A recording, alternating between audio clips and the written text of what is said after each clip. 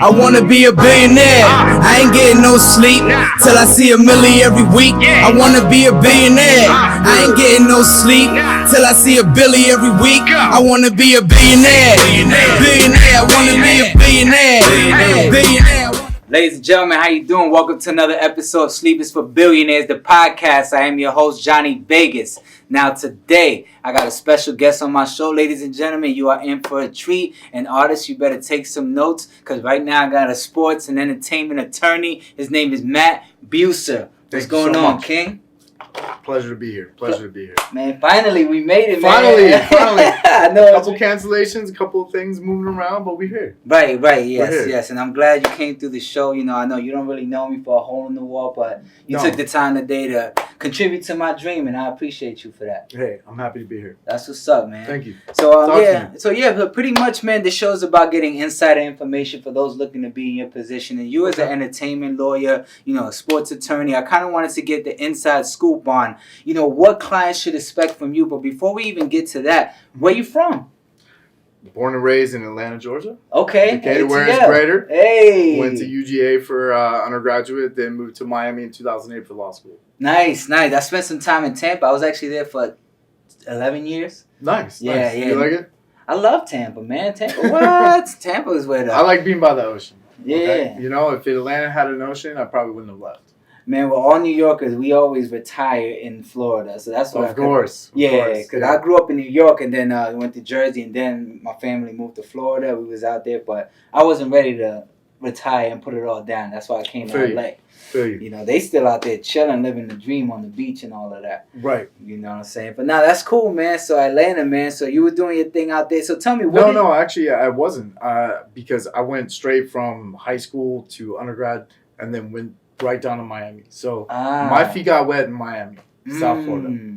Okay. Yeah. That's what's up. What did you want to do prior to even getting into undergrad and becoming a lawyer? You know, this is exactly what I wanted to do. Really? I knew I wanted to do this since I was 16. Damn. I wanted to be a talent advocate. That's what I wanted to do. But where did that passion come from? Well, I'm an athlete. Played a bunch of sports. Mm-hmm. I was always like middle of the pack on the team. Okay. But I had good form. Good technique, right? Okay. But not the biggest or the fastest. Mm-hmm. But always there, solid. What sport always was this? Perform. All of them. Except for basketball. Really? I'm trash at basketball. I love basketball. That was my shit. I love basketball too. I'm just no good at it. But I'm a 10-year classically trained pianist. I sing, play guitar, play bass, play drums. I got paid to play music a large part of my life. Just even playing at fraternity, sorority parties and shit. Nice, man. Congrats on that. So this comes from, you know, very deep-seated passion. Okay. So what made you want to become an advocate for talent? You know, because you know just because I like being the talent. Okay. But I knew that, like I said, I was always a performer. I loved it, and I was always, you know, solid team player. But I think I would be better on the business side. And at what point in your life did you realize that part, that you would be better on the business 16. side? 16? Right. Yeah, because that's when I decided that I wanted to be, you know, managing or representing agency lawyer. I didn't decide that I wanted to be a lawyer until probably my second year of undergrad. Gotcha. Okay. So when you feel was your first, you know, who was like your first client that you felt, not the first client, but the client that helped you get your start in the game, like your notoriety, like? It wasn't a client. It was actually someone in particular. So my first semester of law school, I set a calendar alert to email someone every couple weeks. Okay. Just to check in. Because my father, who's an attorney but in a totally different space, right? He was like, my assistant went to law school with a girl that I think she's doing sports and entertainment in Miami. You should reach out to her. So I was like, all right, cool. I'm going to take every lead possible, right? Yeah. All right. So I set this calendar alert. I didn't get responses for about like 6 months, right? It'd be like that. Then I thought, I was undeterred. Okay. Because my whole thing is I preach persistence, but not annoyance. Right? Before you continue, what is the difference between that? Because some people may get it confused. Right. Well, so, you know, it's good to be persistent and it's good to press but you have to realize the audience, right? Like when you're approaching these people that have so little time, Mm-hmm. you know, Mm-hmm. I mean, the phone rings more than we want, Right. right? So you have to kind of find the right times maybe and catch them at the right times, and then also just always maintain respect. That's what it is. That's what it really is, you know? Right. Short and sweet too. Don't Mhm. write novels. Right. Yeah. So so anyway, going back to the story. So I reached out to this woman like every couple weeks, right? Mhm. Just like, hey, I'll get your coffee. I'll do whatever the fuck it is. I'm in law school. right. Hell yeah. I think that I want to work with you, right? Mhm. Anyway, so after about 6.5 months, she finally responded. She was like, okay, I see that you're not going to stop emailing me. Just come in. Let's talk, right? So I went in. I wore a suit in Miami. 90-degree heat, right? It don't matter. Wore the suit. She pulled up, and she laughed at me. As soon as she got out of her car, she up and down me, and it just, she goes, okay, I'm probably gonna hire you because you won't stop emailing me, but never wear that again. You'll scare away my clients. Oh man. And I was like, all right, this is exactly where the fuck I want to be. Right. Right? Yeah. So her name's Gabrielle Boza. Mm-hmm. That second day, Pharrell and Chad Hugo pulled up, and then Britney Spears, and I was like, okay, this is definitely where I need to be. Mm-hmm. You know. So I was helping with Rico Love and Jim Johnson. Okay. B.O.B. And then she took me over to the management company. That's who gave me my start. She's now running brand development at Nike. Yeah. She's done a lot of things. Yeah. Along the way, you know. CAA, Jennifer Lopez, and then now Nike. Well, good for her and good for you as well. I mean, she Yeah, gave you so your it was start. a great connection. Yeah. So anyway, that was my start. Not a client, but Gabby. Gabby, awesome. And you still keep in touch with her? Yeah, as much as I can. She's super busy too. I bet, Right, man. right. Okay. So now, at what point did you decide to come to LA with your talent? So I was back and forth between LA and Miami for quite some time, and LA I love the saturation of talent. You know, I mean, Okay.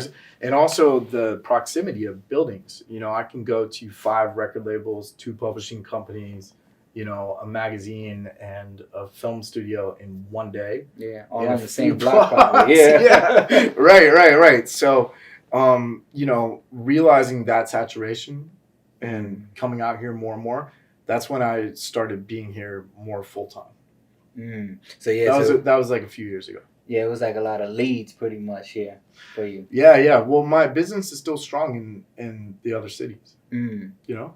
Okay. But so you do this by yourself, or you have like a team? I do. I have a team though. I have a Okay. team. You know, I've got a support staff. Jessie is my like right hand. She handles a bunch of shit for me. She's awesome. Okay. Yeah. Awesome, man. Well, tell me, what other kind of business endeavors do you have other than being representing talent? Working in cannabis these days because Okay. it's a great industry out here. Mm-hmm. You know, it's great for the state, great for the government, and great for the people. So I love that, working on grows and builds and stuff like that. Yeah. Okay. But otherwise, I mean, talent advocacy. But I handle all corporate formation, corporate governance. You know, any kind of investor relations, anything like that. All transactional matters, and then brand protection, brand building, trademark, copyright, primarily. You know. Gotcha. I'm big into, I mean, this is your business, it's your brand, right? Protect that. No, that makes sense. So tell me, how can a prospective artist, for example, on the come up artist, acquire your service? Like, do you have a certain requirement of specific type of artists you deal with? Do they have to be at a certain level, or you work with anyone?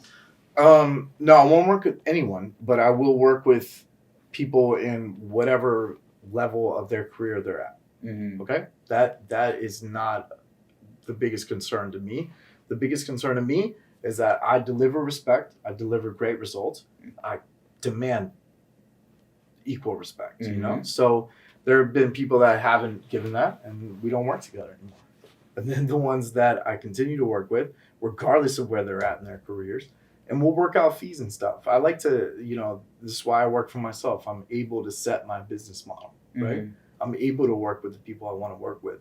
But it's a two-way street, This industry and a lot with talent advocacy is built on the vibe, right? Mm-hmm. So that goes both ways, I work for you. If I'm your lawyer, I work for you, but I gotta want to work for you. That makes sense. Mm-hmm. That makes perfect sense. Okay. Well, tell me, because you mentioned that there was some times where I guess an artist didn't comply with the mutual respect that you anticipated. Can you tell me like that type of situation without naming any names? Of course what's not. a turn off? No, I mean, just what you would normally expect, man. I mean, realistic time frames on things. Mm-hmm. This isn't easy. Right. So give me a day, right? Yeah. Like, let me look at it, right? Yeah. And then, I don't know, just how we communicate, Mm-hmm. with civility. That's how we want it, right? Right. Okay, that makes sense. Be grown. Right. Absolutely. Yeah. That's all it is. Be mature about Be the grown. situation. Yeah. Okay. What else? What was the best? How can I say this? The client that you were most excited to work with thus far. I don't want to do that, but I will tell you one of my first and longest, when I opened my firm, one of my first and then longest term clients that's still with me is Scott Storch. Okay. And I love Scott. Scott and I have been through a lot of great times, the ups and downs, of course, as with the music industry, he always provides. Mm-hmm. I represent his lovely girl, Florence, as well. And soon their baby, I'm sure. Yeah. But yeah, Scott's always been with me from the beginning. Gotcha. It's been awesome. That's cool, man. I'm glad you guys got along right. It seems like him and what's his guy's name?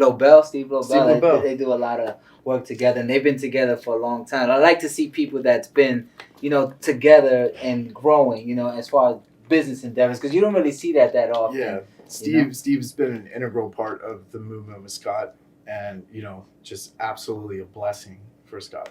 I was representing Scott before Steve came into the picture, and Steve has revolutionized what we're doing. Awesome. So you and Steve have two different titles, though, right? He's manager. Oh, he's the manager. I'm a lawyer. Oh, okay. Yeah. So different roles, but still the same goal. Mm-hmm. Yeah, absolutely. We work all on the same team and every day. Gotcha. Okay. So if an artist, let's say, for example, like myself, who has a catalog of music, doesn't have any representation, how would I be able to acquire your services specifically? So I always start the same way. I ask you, what do you need exactly? I start talking about what are your legal needs. Let's break this down so that I can quote you, because this isn't a hobby, right? Mm-hmm. So I would tell you, are we going to form a company? Do we need to do an operating agreement if you have other partners in your LLC? Mm-hmm. Do we need to start the label and sign an artist to the label and do the artist agreement? Do we have to do producer agreements to clear a project? What do you need me for? And then I'll tell you what it is. That's the way to start. And then the way to continue with me would be to actually hire me. To retain you. Yeah. Gotcha. Tell me what you want. I'm going to narrowly tailor my fees to exactly what I am going to deliver. Mm-hmm. I don't want to overexpose you on legal fees early on. Mm-hmm. Why would you come back? Right. I'm here for the long term. Right. But then you got to hire me, because you start getting too many phone calls. That's one of those things. Too many phone calls where you're asking for advice, but we haven't really ever done anything together. Mm-hmm. Monitor that. That's what I would suggest. Right? Yeah, no, definitely. Yeah, so come prepared pretty much, with knowing exactly what you want. And then when I coach you, if you want to move forward, great, let's move forward. Mm-hmm. Otherwise, don't call me 9 times a day. You feel me? No, I understand. Right. Now, so being an entrepreneur, do you find it difficult to manage your business along with your personal life? Yeah, absolutely. How so? I don't have much personal life. Fortunately, I love what I do, so my personal life is always kind of overflowed into this. So no, like in a positive way. No kids. No girl right now. Okay. Yeah. Right. But it's a difficult industry to maintain that. Yeah, I've been hearing that a lot lately. But man. it's possible. I just don't think I'm ready for it. Nah, I hear you, bro. Now I've been hearing that a lot lately. I came out here with my girl from Florida, so I kind of came with the mind frame that I wasn't gonna let like females be a distraction. I was gonna focus. But even when I put so much focus into what I'm doing, you know, my girl still there, still requires that attention, that QT. So you definitely got to balance, you know, and it has to be an understanding. Like, yo, we can't chill because I got to go here. You got to be okay with that, and sometimes it's not. The case. You know what I'm saying? I have a furry daughter. I have little Pumpkin. Okay. Pumpkin is my French bulldog. Okay. So she's the best. That's the only girl in my life. That's what's up. That's what's up, man. I had 3. She listens about half the time. Right. That's what we want, right? At least half the time. That's cool. How long you had her? For about a little over a year and a half. Okay. Yeah. I had a beagle and 2 chihuahuas for 12 years, but they all passed away, fortunately. The last one passed away this year. Yeah, R.I.P. All dogs go to heaven. Nah, that's cool, man. Okay. Nah, definitely interested in doing some business with you, you know, just because we didn't get to kind of get to know each other prior to this. So with me, you know, I told you a little about the finance stuff, but on the personal side, you know, I do the acting as well. I'm with the SAG-AFTRA Union. I'm an artist as well, rapping English and Spanish and do some songwriting, producing. I own a video production company. You know, I have the 4K cameras, a drone. Nice. Predominantly music videos and weddings because, you know, weddings, they don't care how much it costs, right? Right. So, right. Yeah, music videos. Wifey's like... Yeah, like, you pay him or whatever. Exactly. So we do that. And then I also... I host 2 podcasts. I host this one, the Sleep is for Billionaires, along with the Sandwich Review Show that we're trying to sell to BuzzFeed. So hopefully that comes through. Hey, hopefully you put me in on that. Yeah, and that's another thing I want to tell you about. So with that being said, you know, with the show concepts I have, all the music I have, do you provide a service where you can kind of play a liaison to someone who want to buy the show or purchase the music for? Possibly. Sometimes. I don't promise to deliver on shopping. Okay. Okay? Because I can't. Right. Because it's not in my control. I only make promises on things that I can control, you know? But I can promise that I will do the outreach, you know? As long as we have a focused attention. I want to make sure that I'm not a throw shit up against the wall and see what sticks kind of guy. I'm a directed person. Right. You know? We make deliberate, determined pushes, right? Yes. No, because that's exactly what I need pretty much. So, but you mentioned, and I like what you said, you have to want to work for me. You know what I'm saying? So it would be my job to kind of present the stuff to you and see if you're passionate as I am. I like to, you know, I always use this example, like, you know, send me to war, but don't send me in with half a clip. Give me all the ammo. Right. Fill it up. You know? So give me that full package. Then let me ship that out. Gotcha. Okay. Make sure it's right. Right. You know? Okay. I'm going to be more inclined to help shop something that is a completed project that I can tell that you actually care, that you put the time into it, you put some money behind it, or you're ready to, you know? Because every business requires money. Right. Right? That's going to be received by me and assessed by me faster and better. Gotcha. Okay. Well, I'll definitely send you a package to review and then see if we could possibly work together. But tell me now, I know in the times of being an entrepreneur, you know, there could be times where you may get discouraged through your journey. You know, things may not be going your way. Have you ever experienced those times where you was just like, of course, you know what, man, fuck this shit? Yeah, fuck yeah. Like, what was the most vivid time you could? No, I don't want to get into those specifics because I don't want to relive them. You know, this is about manifestation these days, right? You're right. We don't want to relive these moments. That's another thing, man. Like, you control how your day, you know, results for sure, and it's based on how you're entering the day and then how you're conducting yourself throughout the day, right? Yes. Positive vibes and positive values. And then embodying those and exhibiting those, that really does bring in positive results. I agree. I mean, it's undeniable. It sounds funny, but it's undeniable, you know? So, do I have off days? Of course I do. I deal in contention. my role is to be in the middle of contention. Mm. You know, that's weighing on someone, right? Right. You know, to wake up every morning, usually 7 days a week, and expect someone to have a problem with someone else, right? That I have to deal with. So my days are, you know, I just try to stay up as much as I can. I try to leave things as much as I can at the office. That makes sense. Yeah, don't take your work home with you, pretty much. It's tough. It's tough not to. Yeah, no, especially with being an entrepreneur, it's like you're working 24/7, so to speak. So it's hard not to bring it home with you. But yeah. No, I have fucking dreams about my clients. I'm like, no. I've been talking to you guys all day, and then now you guys are appearing, you know, arguing with me in a dream. Are you kidding me? Like, this is it's ridiculous. Yeah. Right. What's the ultimate goal for you? I'm curious, man, because you're doing very well for yourself. Thank you. Appreciate that. I'm excited to see where you see yourself heading in the next, let's say, 5-10 years. It's interesting, man. I don't really know. I just want to keep climbing. Okay. I really don't have a set goal because I've done and already started what I really wanted to do for a long time. Yeah, I know at 16 that and was I've awesome. really made an impression. Okay, and so, you know, I'm never gonna be satisfied.